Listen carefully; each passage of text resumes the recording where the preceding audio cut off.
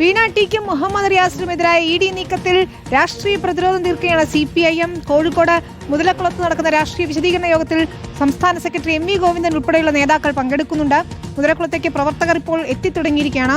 AK Abhilash നൽകും വിവരങ്ങൾ.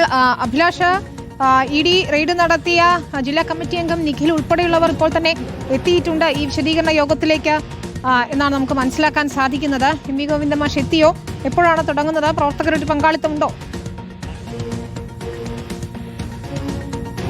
Vinitha, M V Govindan master നേരത്തെ തന്നെ കോഴിക്കോട്ടേക്ക് എത്തിയിട്ടുണ്ട്. 6 മണിക്കാണ് പരിപാടി തുടങ്ങുക എന്നാണ് അറിയിച്ചിരിക്കുന്നത്. ഏറ്റവും പ്രധാനപ്പെട്ട കാര്യം എന്ന് പറയുന്നത് നിഖിൽ അടക്കമുള്ള ആളുകൾ കഴിഞ്ഞ ദിവസം അദ്ദേഹത്തിന്റെ വീട്ടിലടക്കമായിരുന്നു ഇത്തരത്തിൽ റെയ്ഡ് അടക്കം നടത്തിയത്. അതിനുശേഷം നടക്കുന്ന ഒരു വിശദീകരണ യോഗമാണ്. ആ യോഗത്തിലേക്കാണ് നിഖിൽ അടക്കമുള്ള ആളുകൾ ഇപ്പോൾ എത്തിയിരിക്കുകയും ചെയ്യുന്നത്. ഏറ്റവും പ്രധാനപ്പെട്ട കാര്യം ഈ മുതലക്കുളത്താണ് ഈ പരിപാടി നടക്കുന്നത് എന്നുള്ളതാണ്. നേരത്തെ ഇ ഡിയുടെ വിശദീകരണം, അതായത് ഈ തെരച്ചിലുമായി ബന്ധപ്പെട്ട് പരിശോധനയുമായി ബന്ധപ്പെട്ട് ഇ ഡിയുടെ ഭാഗത്ത് വലിയ തരത്തിൽ വിശദീകരണം വരുന്നതിന് മുമ്പായിരുന്നു ഈ യോഗം വിശദീകരണ യോഗം തീരുമാനിച്ചത്. പക്ഷേ പിന്നീട് ആ വിശദീകരണം വന്നപ്പോൾ പാർട്ടി എന്ത് തീരുമാനമെടുക്കും എന്നുള്ള കാര്യത്തിൽ ഒരു സംശയം ഉണ്ടായിരുന്നു. പക്ഷേ പാർട്ടി ഇക്കാര്യത്തിൽ ഉറച്ചു നിൽക്കുകയാണ്. ഇ ഡി കൃത്യമായി രാഷ്ട്രീയമാണ് ഇക്കാര്യത്തിൽ കളിക്കുന്നത്.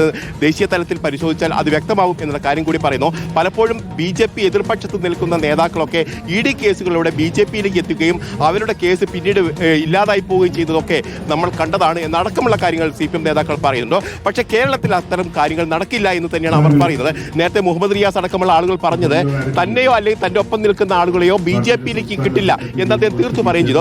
ഏതായാലും ഇന്നിപ്പോൾ എം വി ഗോവിന്ദൻ എന്തായിരിക്കും ഇവിടെ പറയാൻ പോകുന്നത് എന്നുള്ളതാണ് രാഷ്ട്രീയ കേരളം ഉറ്റുനോക്കുന്നത്. നമുക്കറിയാം, ഇന്നലെ മുൻ മുഖ്യമന്ത്രി കൂടി പിണറായി വിജയൻ നേരത്തെ പറഞ്ഞത് ഇ ഡി അസാധാരണമായ ചില തീരുമാനങ്ങളൊക്കെ അല്ലെങ്കിൽ ഈ റിലീസ് അടക്കമുള്ള കാര്യങ്ങൾ പുറത്തുവിടുമ്പോൾ അസാധാരണമായ നടപടികളൊക്കെയാണ് ഇക്കാര്യത്തിൽ സ്വീകരിച്ചത് എന്നുള്ള കാര്യം പറയുന്നത്. പക്ഷേ ഇ ഡി അത് നിരാകരിക്കുകയും അത്തരത്തിലല്ല, സ്വാഭാവികമായി ചെയ്യുന്ന പ്രവൃത്തിയാണെന്നൊക്കെ പറഞ്ഞെങ്കിൽ പോലും അത് പാർട്ടി പ്രവർത്തകരെ സംബന്ധിച്ച് പ്രധാനമായി പാർട്ടി പ്രവർത്തകർ എന്താണ് തീരുമാനിച്ചിരിക്കുന്നത് അല്ലെങ്കിൽ പാർട്ടി പ്രവർത്തകരുടെ മനസ്സിൽ എന്താണ് എന്ന് തന്നെയാണ് പിണറായി വിജയൻ പറഞ്ഞത്.